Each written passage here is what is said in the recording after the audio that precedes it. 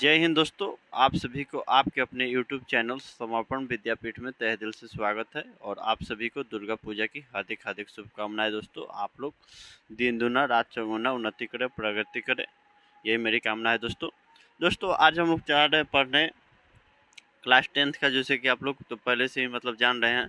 तो आज हम लोग पढ़ेंगे दोस्तों मैक्स मुलर। इससे पहले हम लोग ने पढ़ा था विष के दांत, समझ ना। तब इसके बाद पढ़ा जाएगा नाखून क्यों बढ़ते हैं। देखिए, चलिए शुरुआत करते हैं, थोड़ा सा लेखक के बारे में जान ले।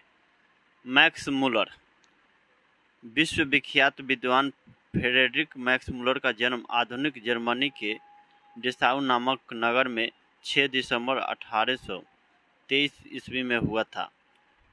जब मैक्स मुलर 4 वर्ष के थे, उनके पिता विल्हेल्म मुलर नहीं रहे, मतलब ईश्वर को प्यारे हो गए, अर्थात मर गए, समझ है ना।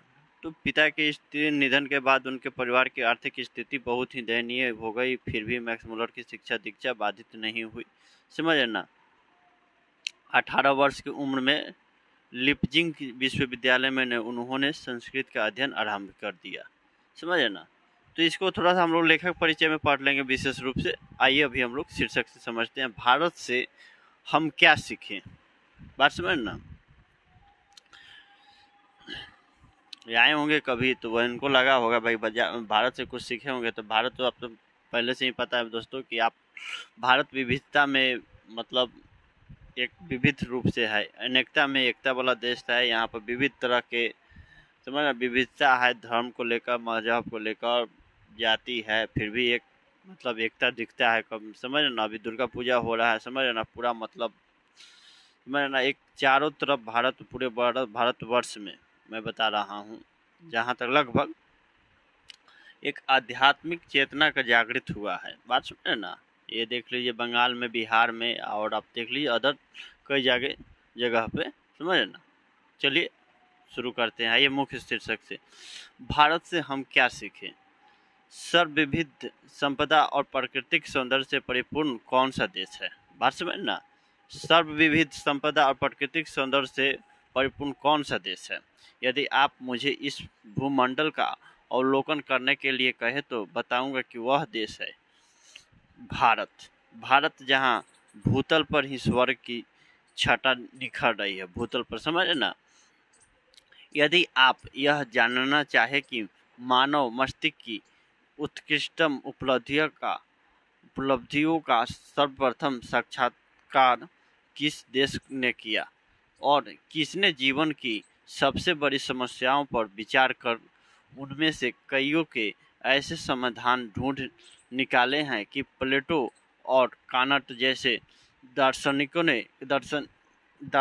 का अध्ययन करने वाले हम यूरोपियन लोग के लिए भी वे मनन के योग्य हैं। बात समझ ना। तो देखिए, ये सब बताया जा रहा है कि कैसे सर्वप्रथम है, भारत की विविधता के बारे में बताया जा रहा है, विशेषताओं के बारे में, समझ ना।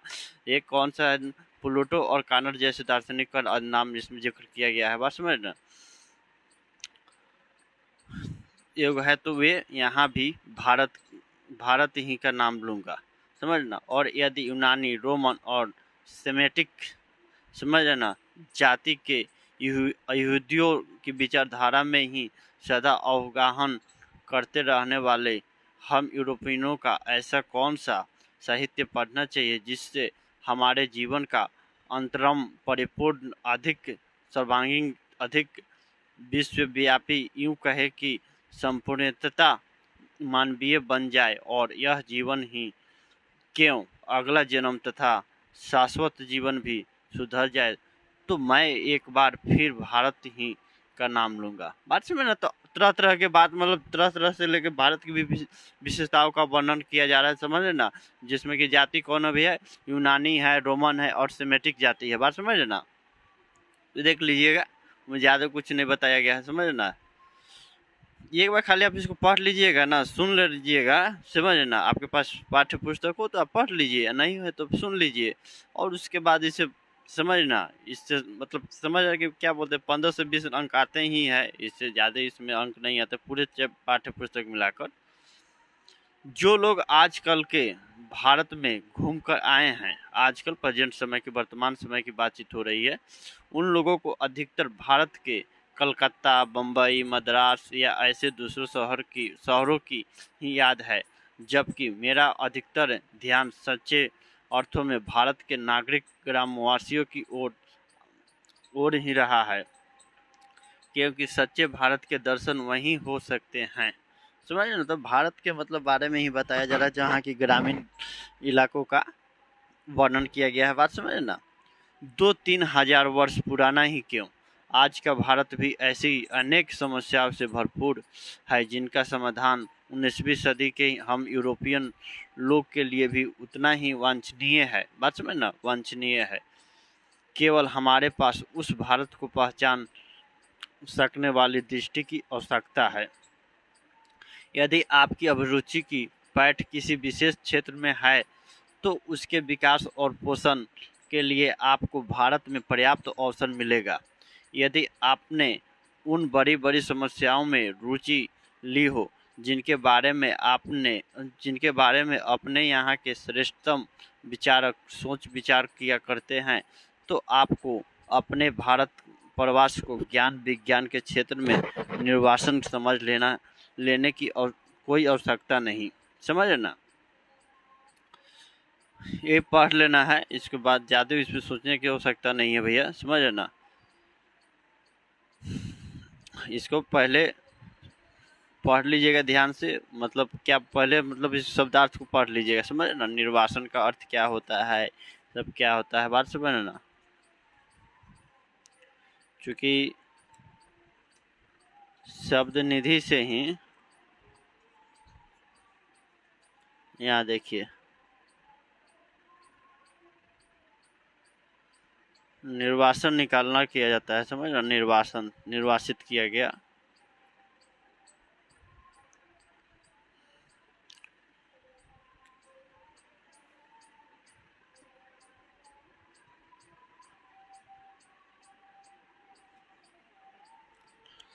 यदि आप भूविज्ञान में रुचि रखते हैं, तो हिमालय से श्रीलंका तक का विशाल भूप्रदेश आपकी प्रतीक्षा कर रहा है। मतलब इतनी खूबसूरत है, बात समझ ना।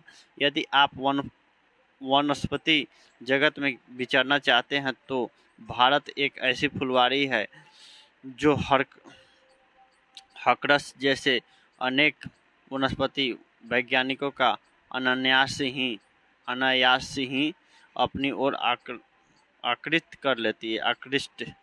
समझ ना, आकर्षित कर लेती है। दिख रहा होगा भैया। यदि आपकी रुचि जीव जंतुओं के अध्ययन में है, तो आपका ध्यान श्री हेकल की अवश्य होगा, जो इन दिनों भारत की कनांतरों की छानबीन के साथ ही भारतीय समुद्र तट से मोती भी बीन रहे हैं। भारत का यह निवास काल उनके जीवन के सबसे सुनहले सपने की साकारता जैसा है। यदि आप निर्वंश विद्या में अभिरुचि रखते हैं, तो भारत आपको एक जीता जागता संग्रहालय ही लगेगा। संग्रहालय मतलब म्यूजियम, समझ ना। यदि आप पुरातत्व प्रेमी हैं और यदि आपने यहाँ रहते हुए पुरातत्व के उत्खनन के द्वारा एक प्राचीन चाकू या चकमक या किसी प्राणी का कोई भाग ढूंढ निकालने के आनंद का अनुभव किया हो, तो आपको जनरल कनिंघम की भारतीय पुरातत्व सर्वेक्षण की वार्षिक रिपोर्ट पढ़ लेनी चाहिए। और तब भारत के बौद्ध सम्राटों के द्वारा निर्मित, समझ ना, नालंदा विश्वविद्यालय हाल ही में देखा ना, इसका मोदी जी आए थे, फिर से बना था, तो उसको वैसे हुआ था, उद्घाटन हुआ था। समझ ना, मई या जून में हुआ था, इसी समय, या हाँ इसी के आसपास हुआ था। अथवा बिहारों के धनस्वा शेषों की खोज निकालने के लिए आपका फावड़ा आतुर हो उठेगा। समझ ना, फावड़ा जिसे मिट्टी उट्टी निकाला जाता है। यदि आपके मन में पुराने सिक्कों के लिए लगाव है, समझ ना, मतलब जिसको आपके मन में जिज्ञासा है किसी चीज को जानने का किस तरह का, तो उसका बात कर रहे हैं।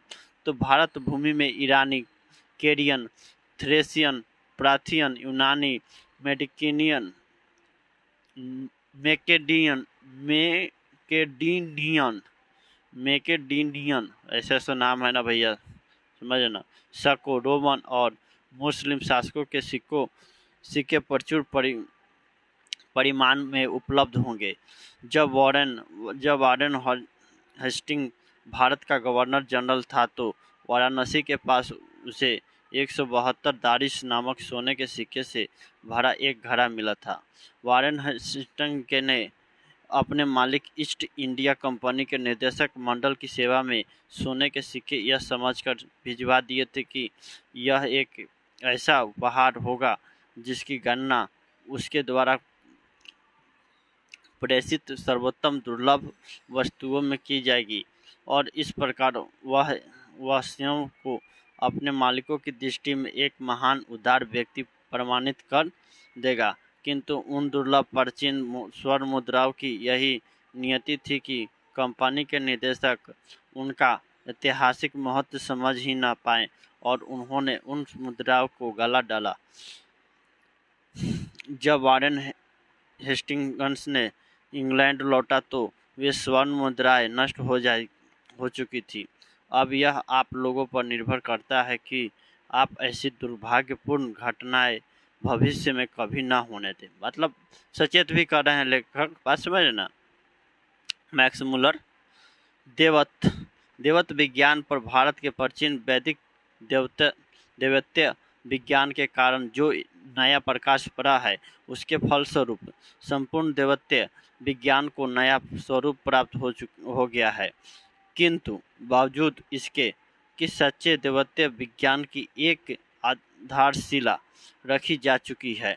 समझ, आधारशिला मतलब यह नींव रखी जा चुकी है। इस विज्ञान की व्यापक रूपरेखाएं अभी निर्मित होनी है और यह कार्य जितने सही ढंग से भारत में हो सकता है अन्यत्र कहीं नहीं। नीति कथाओं के अध्ययन क्षेत्र में भी भारत के कारण नवजीवन का संचार हो चुका है, क्योंकि भारत के कारण ही समय समय पर नानाविध साधनों और मार्गों के द्वारा अनेक नीति कथाएं पूर्व से पश्चिम की ओर आती रही है। हमारे यहाँ प्रचलित कहावतें और दंत कथाओं का प्रमुख स्रोत अब बौद्ध धर्म को माना जाने लगा है। बात समझ ना, कौन का? बौद्ध धर्म को, बात समझना। किंतु यहाँ भी अनेक समस्या ऐसी है जो अपने समाधान की प्रतीक्षा कर रही है। उदाहरण के लिए शेर की खाल में गधा की कहावत को ही ले लीजिए। यह कहावत सबसे पहले यूनानी के प्रसिद्ध एवं प्राचीनतम दार्शनिक प्लेटो कर्टिलस में मिलती है। तो क्या यह कहावत पूर्व से उधार ली गई थी? आपको दिख रहा होगा भैया, ली गई थी।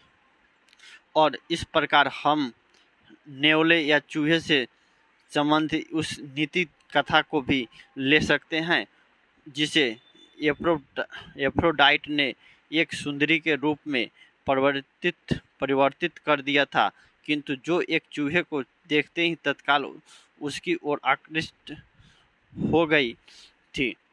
यह भी संस्कृत की एक कथा से स्तवनाश से मिलती जुलती एक कहानी है, किंतु प्रश्न यह उपस्थित होता है कि यह कहानी यूनान में कैसे पहुंची और वहां ईसा पूर्व 4वीं सदी में ही स्टर्टिस की कहानियों में स्थान कैसे पा गई। इस क्षेत्र में भी अभी बहुत काम करना होगा। समझ है ना। तो देखिए, सब लेखक जो देखे अपना अनुभव को यहाँ पर क्या बोलते हैं साझा कर रहे हैं। बात समझ ना, लेखक का अपना अनुभव रहा है और कैसे कल्पना कर रहे हैं, किस तरह की वहाँ के भारत की वर्णन कर रहे हैं, कैसी विशेषता है, किस क्षेत्र में जाइएगा तो कैसी आपको विशेषताएं देखने को मिलेगी। समझ ना। हमें इससे भी और अधिक पर्यटन युग में प्रवेश करना होगा। वहाँ भी भारत तथा पश्चिम की अनेक दंतकथाओं में आश्चर्यजनक अनुरूपताएं मिलेंगी। यद्यपि अभी यह निश्चित रूप से नहीं कहा जा सकता था कि दंतकथाएं पूर्व से पश्चिम को अथवा पश्चिम से पूर्व को गई, तथापि यह असंदिग्ध रूप से प्रमाणित हो चुका है कि सोलोमन के समय में ही भारत, सीरिया और फिलिस्तीन के मध्य आवागमन के साधन सुलभ हो चुके थे। कुछ संस्कृत शब्दों के आधार पर मैं इस निष्कर्ष पर पहुंचा हूं कि हाथी, दांत, बंदर, मोर और चंदन आदि जिन वस्तुओं के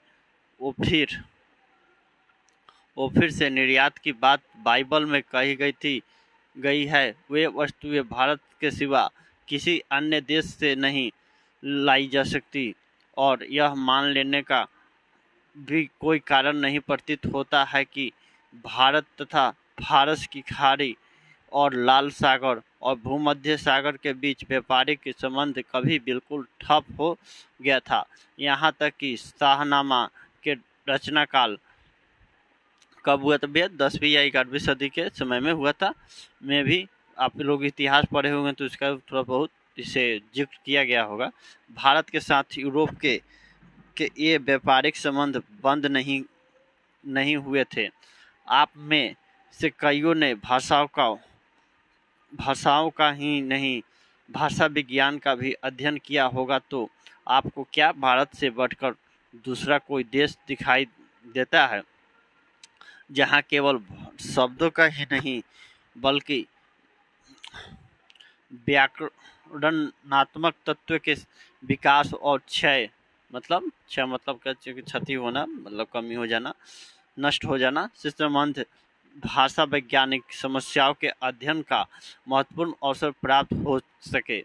वहाँ आपको आर्य, द्रविड़ और मुंडा जैसी अनेक भारतवासी जातियों की बोलचाल की भाषाओं का ही नहीं अपितु उनके साथ यूनानी, पूची, हुन, अरब, ईरानी और मुगल आक्रमणकारियों एवं विजेताओं की भाषाओं के सम्मिश्रण की अत्यंत रोचक भाषा वैज्ञानिक समस्याओं के अध्ययन का भी सहयोग प्राप्त हो सकता है। यदि आप विधि शास्त्र या कानून के विद्यार्थी हैं तो आपको विधि संहिताओं के एक ऐसे इतिहास की जांच पड़ताल का अवसर मिलेगा जो यूनान, रोम या जर्मनी के ज्ञात विधि शास्त्रों के इतिहास से सर्वथा भिन्न होते हुए भी इनके साथ समानताओं और विभिन्नताओं के कारण विधि शास्त्र के किसी भी विद्यार्थी के लिए उपयोगी सिद्ध हो सकता है। उदाहरण के लिए हम धर्मसूत्रों या समयचारिक सूत्रों को ही ले समझ रहा, थोड़ा सा मतलब हिंदी भी है, थोड़ा सा भाषा देख लीजिएगा भैया। ये धर्मसूत्र ज़्यादा मतलब आपको कहानी का मतलब सारांश समझना है, थोड़ा हम लाइन बाय लाइन पढ़ ले रहे हैं क्योंकि आप लोग एक बार तो सुन लीजिएगा ना, इसके बाद समझ में आ जाएगा कहना क्या चाह रहे हैं। तो सब प्रथम आप समझ लीजिए कि लेखक जो है ना मैक्स मुलर साहब, वे भारत की विशेषताओं का वर्णन कर रहे हैं तरह तरह के। ये धर्मसूत्र मानव धर्मशास्त्र जैसे प्रवृत्ति विधि ग्रंथों की आधारभूत सामग्री उपलब्ध कराते हैं।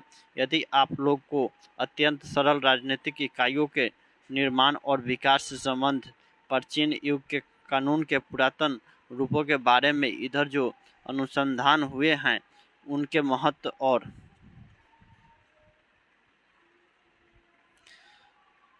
वैशिष्ट्य को परख सकने की क्षमता प्राप्त करनी है तो आपको इसके लिए आज भारत की ग्राम पंचायतों के रूप में इसके प्रत्यक्ष दर्शन का सुयोग अनायास ही मिल जाएगा।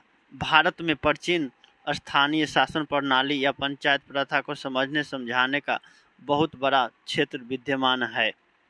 भारत में धर्म के वास्तविक उद्भव, उसके प्राकृतिक विकास तथा उसके अपरिहार्य मतलब जिसे देरी ना किया जा सकता, इसको अनेक शब्दों में अनेक शब्दों के लिए एक शब्द में पढ़िएगा आप लोग, समझ ना। ये क्या है भैया, धीयमान या धीयमान होगा, क्या पर्याय धीयमान होगा भैया कि क्या है धीयमान, क्लियर नहीं दिख रहा है स्पष्ट रूप से। रूप का प्रत्यक्ष परिचय मिल सकता है, धीयमान मान लीजिए, प्रत्यक्ष परिचय मिल सकता है। भारत ब्राह्मण या वैदिक धर्म की भूमि है, समझ ना, बौद्ध धर्म की यह जन्मभूमि है। प्राचियों के जरथुस्त्र धर्म की यह शरण स्थली है। क्या भारत आज भी यहाँ नित्य नए नए मत मंत्रांतर प्रकट एवं विकसित होते हैं। बात समझ रहे ना। भारत में आप अपने आप को सर्वत्र अत्यंत प्राचीन और सुदूर भविष्य के बीच खड़ा पाएंगे। वहाँ आपको ऐसे सुअवसर भी मिलेंगे जो किसी पुरातन विश्व में ही सुलभ हो सकते हैं। आप आज की किसी भी ज्वलंत समस्या को भी ले लीजिए, वह समस्या चाहे लोकप्रिय शिक्षा से संबंध हो या उच्च शिक्षा, चाहे संसद में प्रतिनिधित्व की बात हो अथवा कानून बनाने की बात हो, चाहे प्रवास संबंधी कानून हो अथवा अन्य कोई कानूनी मसला, सीखने या सिखाने योग्य कोई बात क्यों ना हो, भारत के रूप में आपको ऐसी प्रयोगशाला मिलेगी जैसी विश्व में अन्यत्र कहीं नहीं मिल सकती। संस्कृत भाषा के द्वारा आपको चिंतन की ऐसी गंभीर धारा में अवगाहन का अवसर मिलेगा जो अभी तक आपके लिए अज्ञात थी। यहाँ आपको मानव हृदय की गहनतम सहानुभूति और सदाशयता को जगाने वाले पाठ भी प्रचुर परिमाण में पढ़ने को मिल सकते हैं। मानव मस्तिष्क के इतिहास के उस अध्ययन में, या यूँ कहें कि हमारे अपने स्वरूप के अध्ययन में, अपने सच्चे आत्मरूप की पहचान में भारत का स्थान किसी भी देश के बाद दूसरे नंबर पर नहीं रखा जा सकता है। बात समझ ना, पहले ही प्रथम स्थान पर रखने की बात कर रहे हैं लेखक।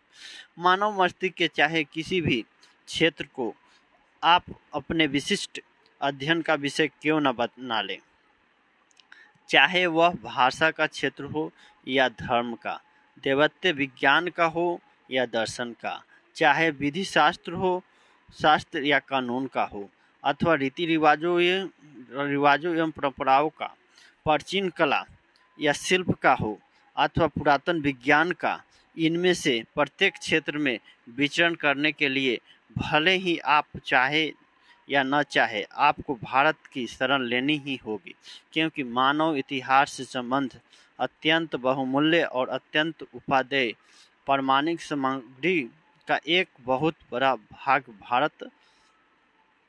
भारत आ गया, या मतलब यहाँ छूट गया है, भारत केवल भारत में ही संचित हैं। यदि आप भारत के इतिहास के किसी एक अध्याय का भी सम्यक अध्ययन, व्याख्या, विवेचन कर ले तो आप पाएंगे कि हमारे स्कूलों और कॉलेजों में पढ़ाए जाने वाले इतिहासों के सब अध्याय मिलकर एक क्षण के लिए भी उसकी बराबरी नहीं कर सकते हैं। इतना समझ रहे हैं कि प्रशंसा कर रहे हैं लेखक, वर्णन कर रहे हैं इसकी खूबसूरती क्यों भारत की। मैं अभी आज के भारतीय साहित्य की चर्चा करना नहीं चाहूँगा, आज के वर्तमान समय की बात नहीं करना चाह रहे हैं, किंतु भारत की उस अत्यधिक प्राचीन भाषा की चर्चा करूंगा जिसका नाम है संस्कृत। संस्कृत भाषा के यहाँ पर जिक्र कर रहे हैं। अब आप पूछेंगे कि संस्कृत में ऐसी क्या बात है कि जिसके कारण हम उस पर इतना ध्यान दें तथा ऐतिहासिक दृष्टिकोण से संस्कृत सर्वोत्तम क्यों है। समझ ना, संस्कृत की सबसे पहली विशेषता इसकी प्राचीनता, क्योंकि हम जानते हैं कि ग्रीक भाषा से भी संस्कृत का काल पुराना है। सबसे पुराना भाषा की बात कर रहे हैं तो संस्कृत का जिस रूप में आज जिस रूप में यह हम तक पहुंची है उसमें भी अत्यंत प्राचीन तत्व भली भांति सुरक्षित है।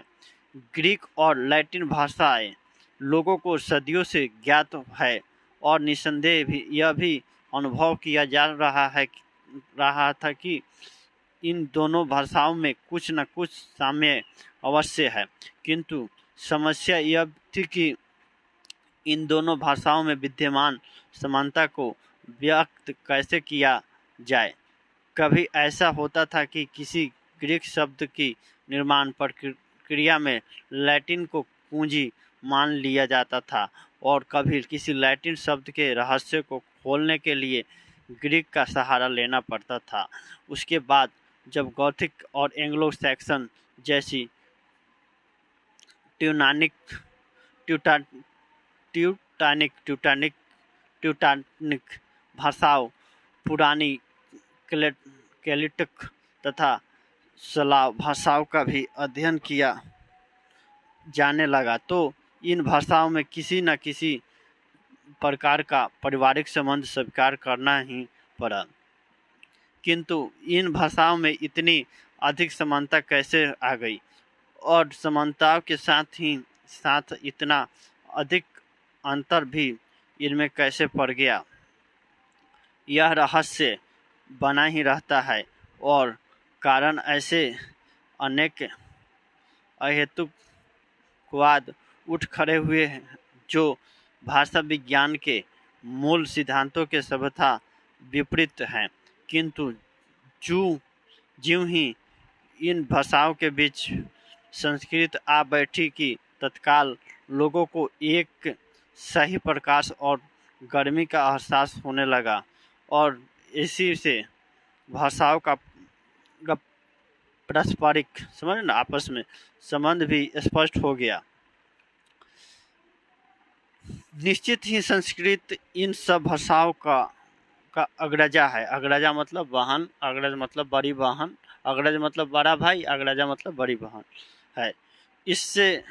उससे हमें ऐसी बहुत सी बातें ज्ञात हो सकी जो इस प्रकार की किसी अन्य भाषा में सर्वथा भुला दी गई थी।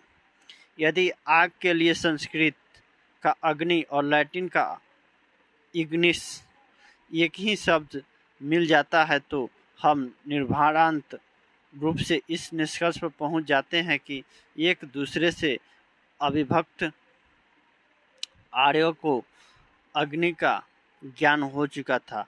साथ ही लिथुआनियन, ओग्नियस और स्कॉटिक भाषा के इंग्लो शब्द यह दर्शाते हैं कि स्लाव या ट्यूटानिक भाषाएं भी इस शब्द से परिचित थी।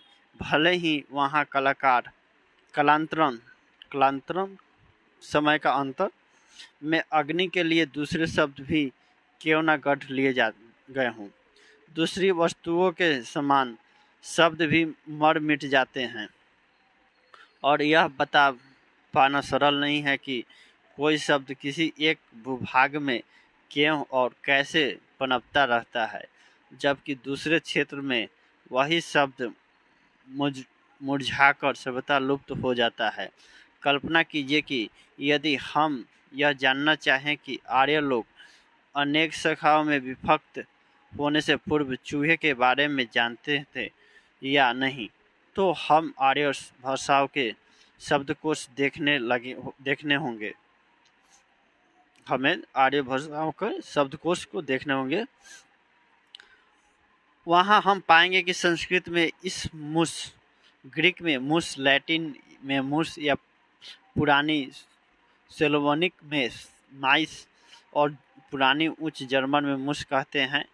समझना, इससे हम इस निष्कर्ष पर पहुंच सकते हैं कि उस प्राचीन युग में जिसकी काल गणना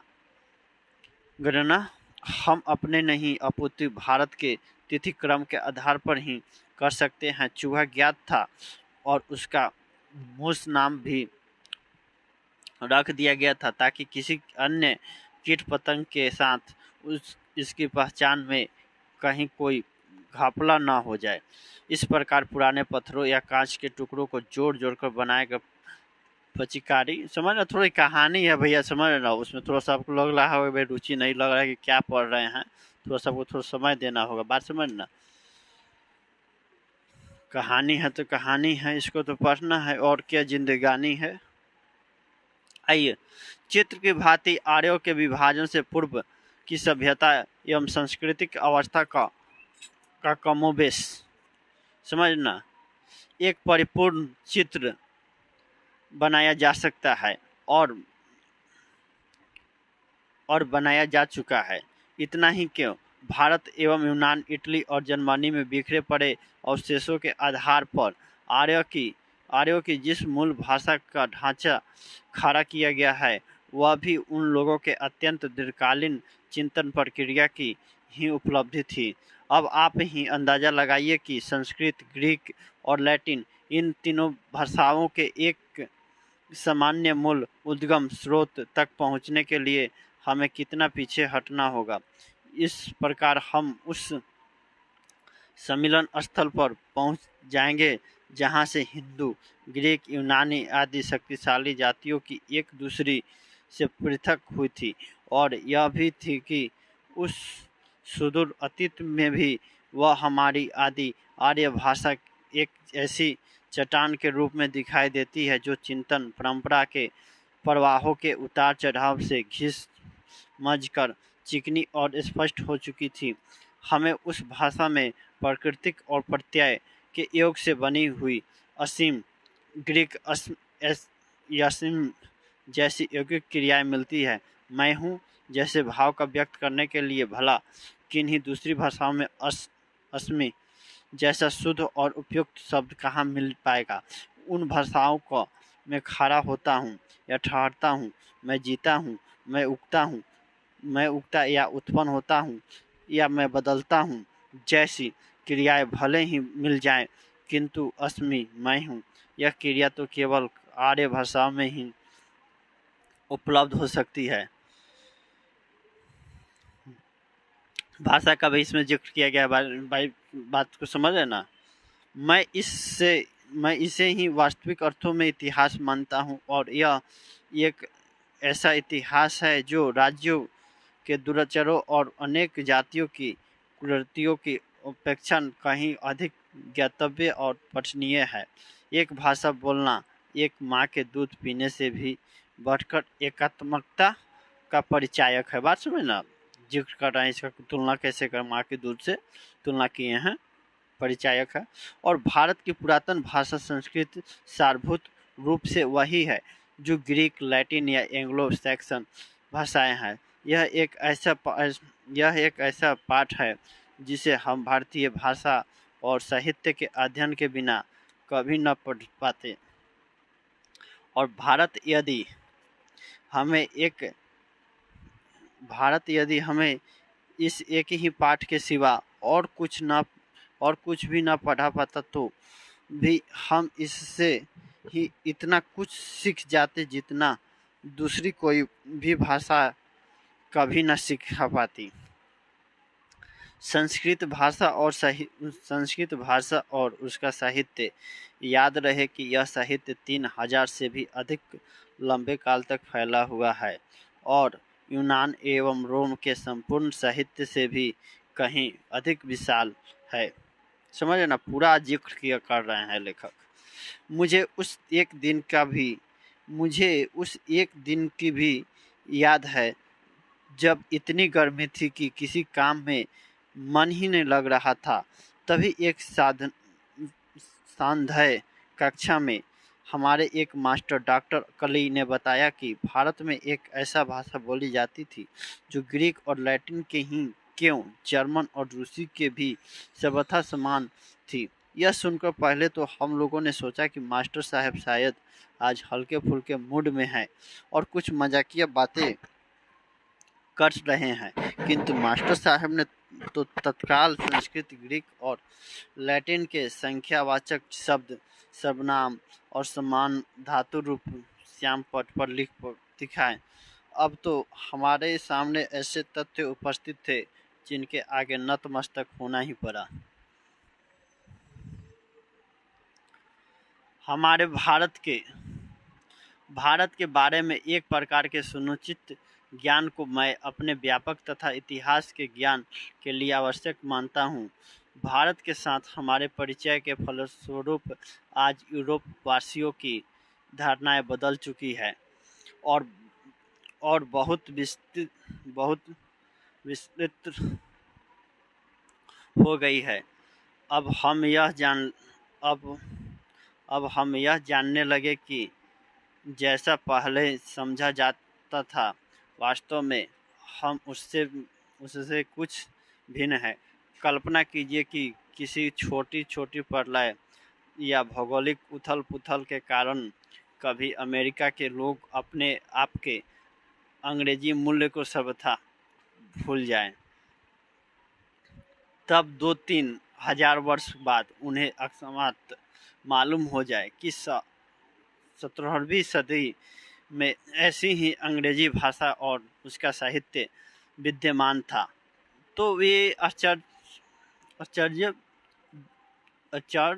देखिए वे आश्चर्य विभूत होंगे। समझे ना, थोड़ा सा शब्द भैया देख लीजिए, तोड़ कर पढ़ना पड़ता है, समझे ना इसको, एक एक चीज को। संस्कृत की खोज से हमारे लिए आज ठीक वैसी ही स्थिति उत्पन्न हो गई है। इसके कारण हमारी ऐतिहासिक चेतना में एक नया अध्याय जुड़ गया और हमारे भूले बिसरे बचपन की मधुर स्मृतियाँ फिर से साकार हो उठी। संस्कृत तथा दूसरी आर्य भाषाओं के अध्ययन ने हमारे लिए बस इतना ही देखिए भाषा पढ़ रहे हैं, बस इतना ही किया हो सो बात भी नहीं। इससे मानव जाति के बारे में हमारे विचार व्यापक और उदार ही नहीं बने हैं तथा लाखों करोड़ों अजनबियों तथा बर्बर समझे जाने वाले लोगों को भी अपने ही परिवार के सदस्य की भांति गले लगाना ही न सीखे, अपितु इससे मानव जाति के संपूर्ण इतिहास को एक वास्तविक रूप में प्रकट कर दिखाया, जो पहले नहीं हो पाया था। भाषा विज्ञान के द्वारा हमने अब तक जो निष्कर्ष निकाले हैं वे संस्कृत की सहायता के बिना कदापि नहीं प्राप्त किए जा सकते थे, समझ ना, कभी भी नहीं। आज हमारा इतिहास का यह अध्ययन प्रयत्न मानव को अपने वास्तविक पूर्व को पहचानिए, इस फ्रेंच उक्ति को क्रियान्वित कर सकने योग्य बनाता है। इस प्रकार मनुष्य इस विश्व में अपना वास्तविक स्थान निश्चित कर पाता है और यह जान लेता है कि उसने अपनी जीवन यात्रा कहाँ से आरंभ की थी, उसे कौन सा मार्ग अपनाना और कहाँ पहुँचाना आए। हम सब पूर्व से आए हैं, पहले से आए हैं। हमारे जीवन में जो भी कुछ अत्यधिक मूल्यवान है वह हमें पूर्व से मिला है और पूर्व को पहचान लेने से ऐसे प्रत्येक व्यक्ति को जिसने इतिहास की वास्तविक शिक्षा का कुछ लाभ उठाया, भले ही वह प्राच्य विद्या विशारद न भी हो, तो भी यह अनुभव अवश्य होगा कि वह नानाविध स्मृतियों से भरे अपने पुराने घर की ओर जा रहा है। अगले वर्ष जब आप लोग भारत के तट पर पहुंचेंगे तो बजाय इसके कि आपका दिल बैठने लगे, मैं चाहता हूं कि आप में से प्रत्येक को ठीक वैसा ही अनुभव हो सके जैसा कि आज से 100 वर्ष पहले सर विलियम जोन्स को उस समय हुआ था जब उन्होंने इंग्लैंड से आरंभ की हुई अपनी लंबी समुद्र यात्रा की समाप्ति पर क्षितिज में प्रकट होते हुए भारत के तट का दर्शन किया था। सुनिए उन्हीं के शब्दों में जिस भारत यात्रा की ललक मेरे मन में उठ रही थी। पिछले 1783 के अगस्त में उस देश के लिए मैं समुद्र यात्रा कर रहा था कि एक दिन संध्या के समय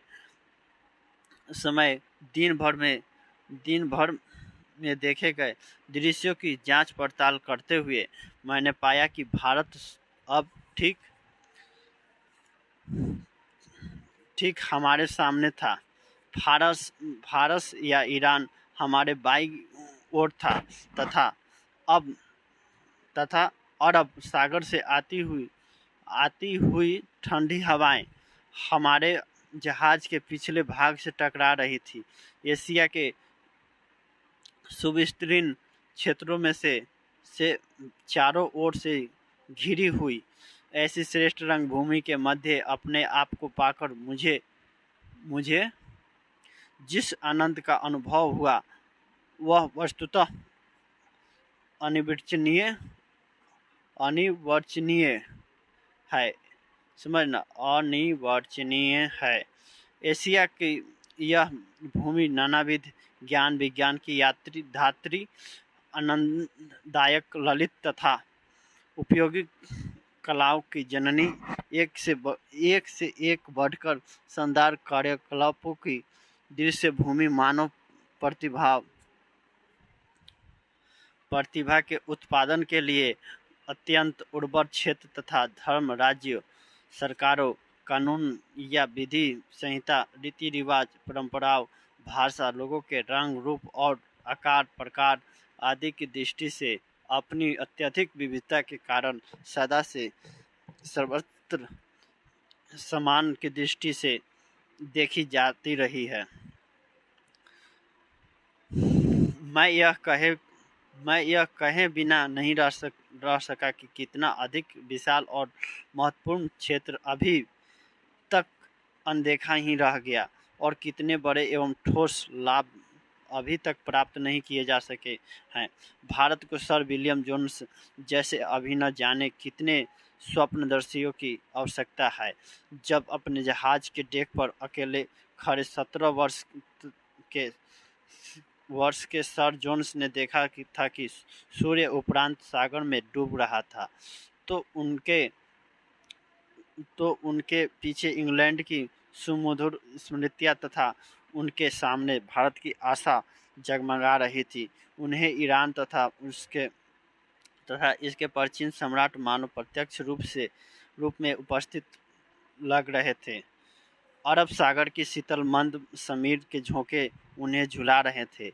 ऐसे स्वप्नदर्शी ही यह समझ सकते हैं कि अपने स्वप्नों को साकार और अपनी कल्पनाओं को वास्तविकता में परिणत कैसे किया जा सकता है।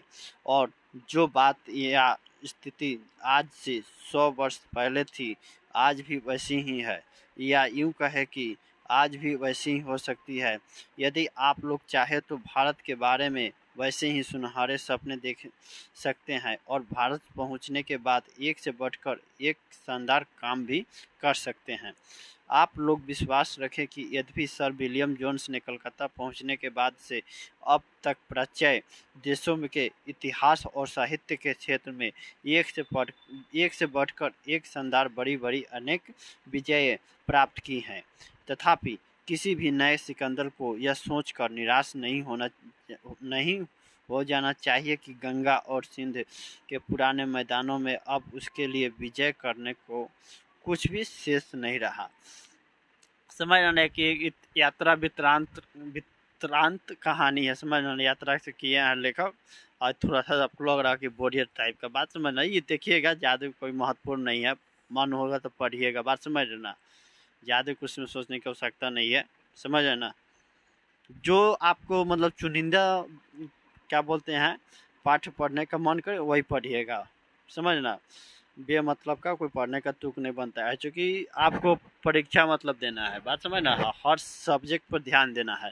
तो इसलिए आपको बेहतर होगा कि पहले जो मेन आपको जो अच्छा लगे, जो कहने का मतलब कि उससे आपको एक मतलब लास्ट समय तक आपको बता दिया जाएगा कि कैसे आपको पढ़ना है, कौन कौन जो सब ये पाठ हैं उनसे अत्यधिक प्रश्न पूछे जाने की प्रबल संभावना है। तो बात समझना, तो आज के लिए इतना ही। और ये आपको देखिए ये शब्दार्थ है, आपको पढ़ लीजिएगा। समझना, दुर्गा पूजा का समय चल रहा है, इर्द गिर्द इतना ना मतलब साउंड सिस्टम लगा है ना, पूरा मतलब भक्तिमय वातावरण हो गया है। और जो भी आपको समस्या हो भाई आप लोग निसंदेह मुझे सूचित करेंगे, ताकि आने वाले क्लास में यथासंभव सुधार किया जा सके। मिलते हैं अगले क्लास में, तब तक मुझे याद दीजिए दोस्तों। जय हिंद।